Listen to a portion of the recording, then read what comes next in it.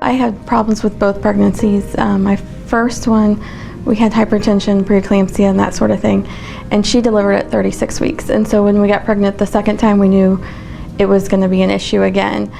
So I had hypertension, preeclampsia, all over again, bed rest at 28 weeks, and then in the hospital at 34, and then she delivered 2 days later. But she was on the high flow for a few days. She had a PDA that had to retreat it. She had IV fluids. She had, all the tubes and lines and stuff. I was 32 and a half weeks pregnant. The doctor came in, Dr. Welch came in, and she started kind of going through what they had tested for and what was going on. And I was waiting for her to say, we lost him. But she said, so you're gonna have a baby tonight.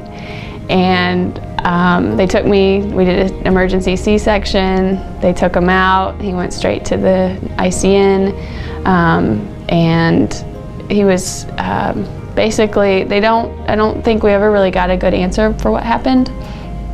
But bottom line was that he had been losing a lot of blood. At one point, I think Dr. O'Connor estimated that he had lost maybe 5/6 of his blood. I have twins. I delivered at 33 weeks because my blood pressure was in the stroke and seizure range. They both had to be, one had to be on a ventilator, one had to have just a little bit of supplemental oxygen. They both had to have, some of the extra little things that preemies need.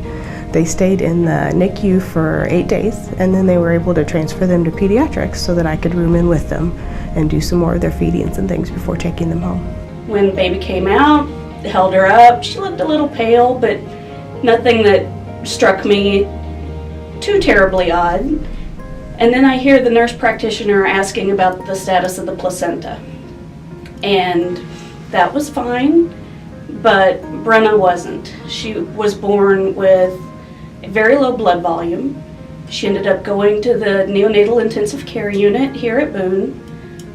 She received 5 blood transfusions, some ventilatory support. He was born, he weighed 1 pound, 13 ounces. His APGARs were 2, 2, and 9, I think, at the time. So he went directly to the NICU, and he stayed in the NICU for 90 days. He was on the oscillator for probably a month, at least the first month, and then he went to the nasal cannula. Thank you so much. You guys were my co-workers, and it was very nice to be able to know that she was in good hands whenever I wasn't in the room with her, and that they did an amazing job with her. It's obvious that you care about the parents and the family members just as much as you care about the babies, and that really makes a big difference. They are just turned 8. Second they turned 8, they started rounding up to 9, but they like to come back and see the nurses and visit the nursery and see all the people that help take care of them. He loves to play video games, and he is a very determined child. He's been like that all his life.